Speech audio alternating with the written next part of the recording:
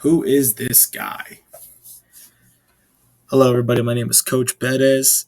I currently work as a strength and conditioning coach, assistant, or intern at the University of Texas at San Antonio. What we're going over today with you guys is how do I squat?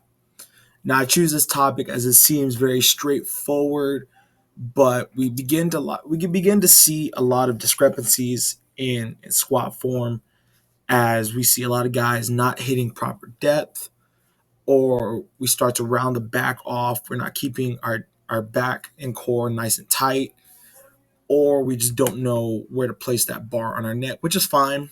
That's understandable. That's what I'm here for, is for that guidance in how to do such things, right? And so it just starts with, how do I do it? We all need to take those first steps. And so the first thing we need to understand is, where do I place that bar?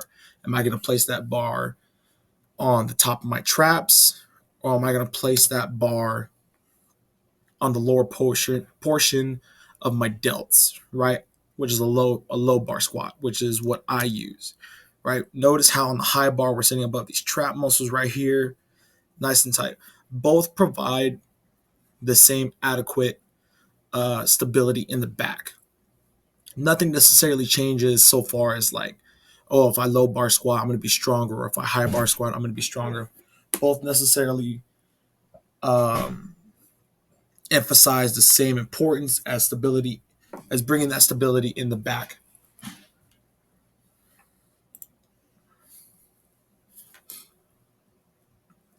Moving a little fast for my video here, I'm sorry. And so here, what I want you guys to notice is, we want to focus on hitting depth above all.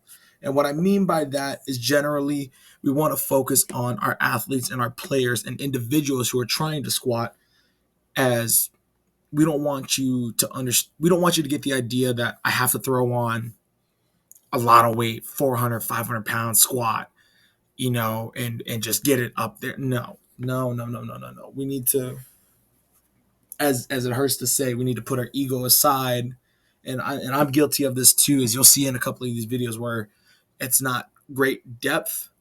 And you'll see what I mean as I continue throughout this video, where it's not great depth, and I'm letting my ego get the best of me. And we'll get into that further along. But we want to focus on,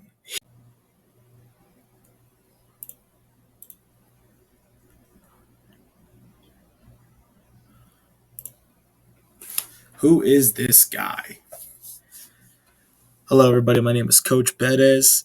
I currently work as a strength and conditioning coach, assistant, or intern at the University of Texas at San Antonio. What we're going over today with you guys is, how do I squat? Now, I choose this topic as it seems very straightforward, but we can begin to see a lot of discrepancies in squat form, as we see a lot of guys not hitting proper depth, or we start to round the back off. We're not keeping our back and core nice and tight, or we just don't know where to place that bar on our neck, which is fine. That's understandable. That's what I'm here for, is for that guidance in how to do such things, right? And so it just starts with, how do I do it? We all need to take those first steps. And so the first thing we need to understand is, where do I place that bar? Am I going to place that bar on the top of my traps, or am I going to place that bar on the lower portion of my delts, right? Which is a low bar squat, which is what I use, right? Notice how on the high bar we're sitting above these trap muscles right here, nice and tight. Both provide the same adequate stability in the back. Nothing necessarily changes so far as like, oh, if I low bar squat, I'm going to be stronger, or if I high bar squat, I'm going to be stronger. Both necessarily emphasize the same importance as stability, as bringing that stability in the back.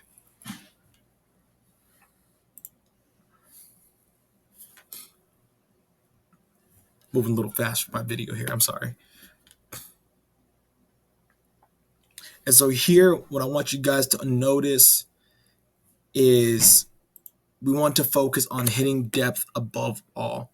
And what I mean by that is, generally, we want to focus on our athletes and our players and individuals who are trying to squat, as we don't want you to get the idea that I have to throw on a lot of weight, 400, 500 pound squat, and just get it up there. No, no, no, no, no, no, no. We need to, as it hurts to say, we need to put our ego aside.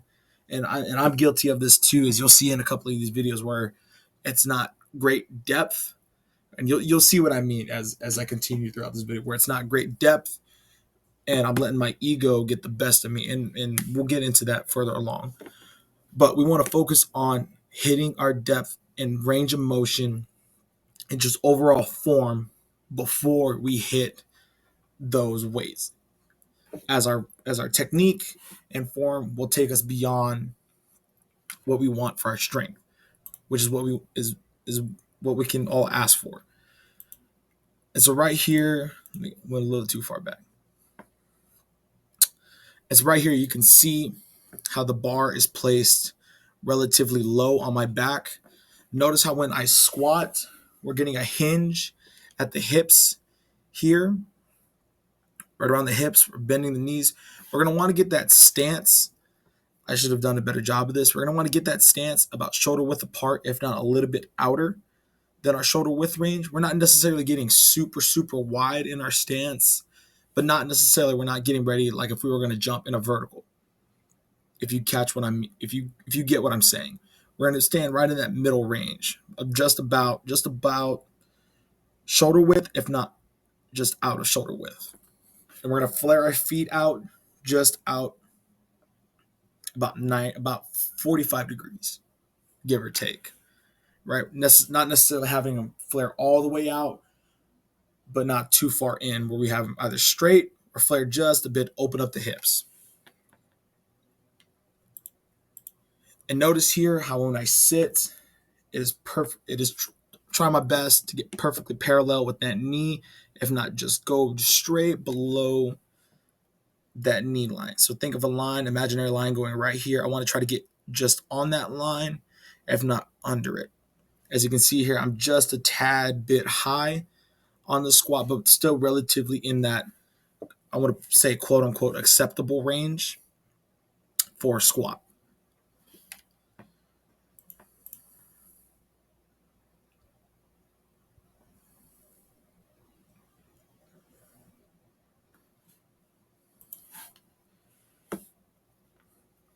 Again, even though I have a spotter behind me, and I'll go over spotters here in a few, I have spotters right behind me, you still want to try to maintain. As a spotter, you're not going to necessarily want to get in the way of a guy squatting, and as a guy squatting, you need to have confidence that your spotter is not going to get in your way, and you still want to maintain that try to get that below 90 midline point of that knee to hip ratio.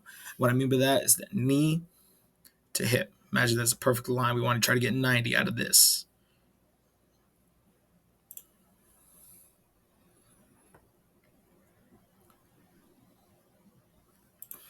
Notice, here's one thing to notice out when you're looking at videos of either yourself or other people squatting. Notice how when we start to load up more and more weight, a lot of the issues that the player or athlete or the person you're watching has overlooked or is not addressed correctly. And you'll see here what I mean. Few, we're squatting down, and we're just above that 90 point, right? 90 degrees, just above it. I'm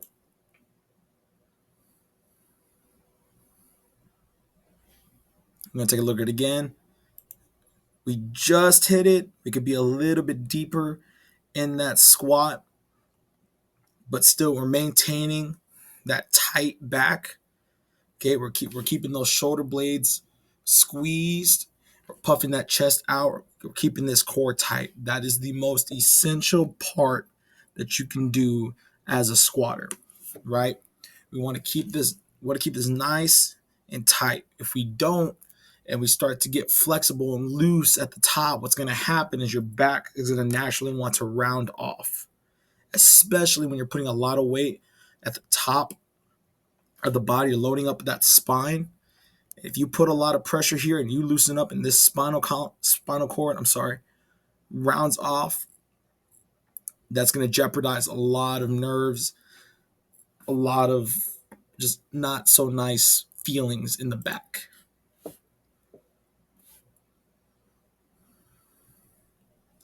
Safety, safety, safety, safety, safety. It's one of the biggest points I cannot stress enough for you guys. Safety, safety, safety. Right here, I want to take a look at here. This is roughly, I want to say, about 500, I think 515, about a 515 squat. Notice how when you're squatting and relatively you want to go for somebody who squats around your same weight. Like necessarily, I wouldn't have somebody spotting me who was, keep in mind, I'm 320. I wouldn't have a guy who's 120 pounds behind me, who's as like skinny as a twig, spotting me with 500 pounds on my back. If you understand what I'm getting at, I have 1, 2, 3 spotters here. One supporting me from the back. Remember, we don't want to grab when we're spotting somebody. What we don't want to do is we don't want to throw all of our weight towards the front of the rack. And when I say front of the rack, we don't want to lean forward with the weight when we're spotting, nor do we want to necessarily pull back when we're spotting. And the reason for that is if we push forward, what's going to happen with the person who is squatting is that they're going to naturally want to round that back, because remember, all of that weight is sitting at the top of that spine, right? Top of the shoulder blades, right up there. So if we're pushing forward, what's going to happen is all that weight's going to tip over. We're going to hit the person in the back of the head, and it's just not going to be a friendly day. And the same thing goes if we're pulling back. If I'm pulling that weight back and that bar rolls off those shoulder blades, I'm pretty sure that person's not going to catch 500 pounds coming at you. It's just not. And so you're going to go flying back with 500 pounds on your lap, and your legs are going to definitely feel it. And so my friend here does a really good job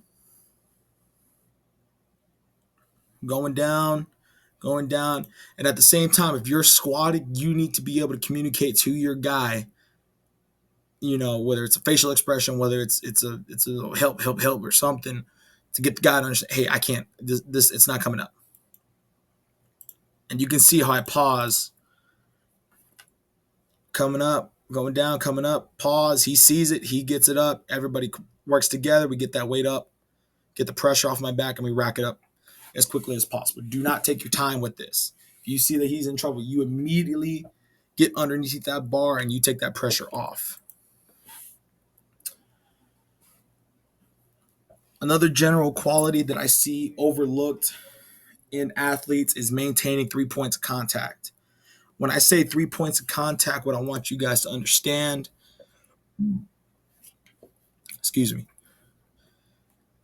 is in the feet. In the feet. And I purposely bust out the grippers, I mean feet, to demonstrate those 3 points of contact, right? We're working at the big toe, pinky toe, and heel. 3 point. Think of it as like a tripod, right? I have 2 tripods. I have my right and my left foot. And at all times, I'm maintaining those 3 points of contact. Not once do you want to see my big toe come up, the pinky toe, nor the heel flare up at any point in time. We don't want to see any of these 3 points flare up at any point in time. Because if we see the big toe, the pinky toe flare up, what does that tell us as a person watching? We see that they're naturally leaning back, right? So what do we do to fix that? We sit a little bit more forward. If we see those heels coming up, right? We see the heels coming up. What does that tell us? Okay, hey, we need to sit back a little bit more on the squat.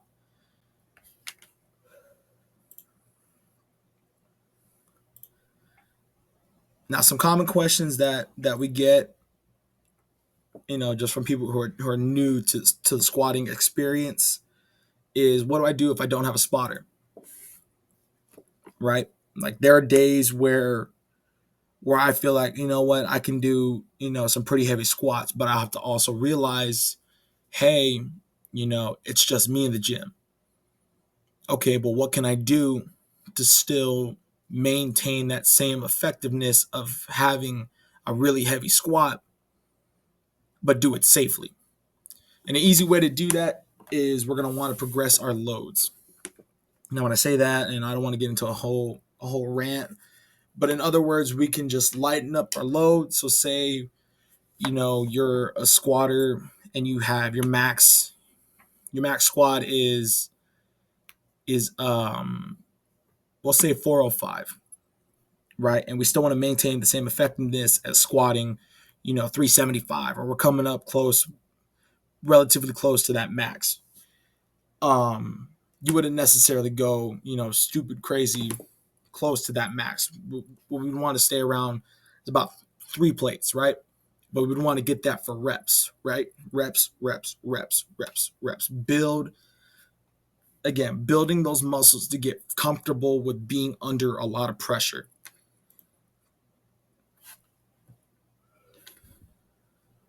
How do I tell if I'm squatting correctly? Now, we're in a day and age where everybody pretty much has a cell phone, right? And what you could tell with a lot of these videos that I have for you guys is, this was just shot, leaned up against my backpack, or I had one of my friends hold it, while I was doing what I was doing. And it takes a lot of courage for you to sit there and critique yourself. And that's the hard reality of it. Like, there's not going to be a day where you're like, oh, I did a really good job. There's always going to be a day where, hey, you know what? This felt all right, but I feel like I can do better. And that's the mindset we need to have with challenging ourselves in the weight room, especially when we're trying something new, such as a squat. Hey, my back was kind of hurting a little bit. Oh, I recorded it. Okay, what did I do that looked a little off that I could maybe try next time when I go to squat?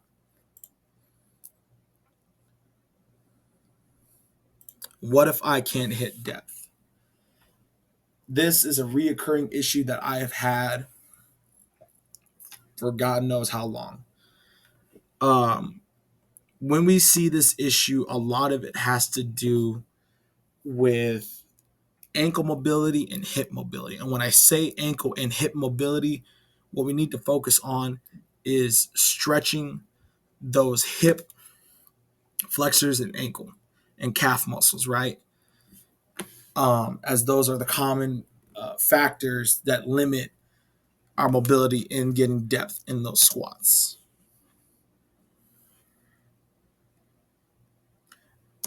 What do I do if I hurt my back?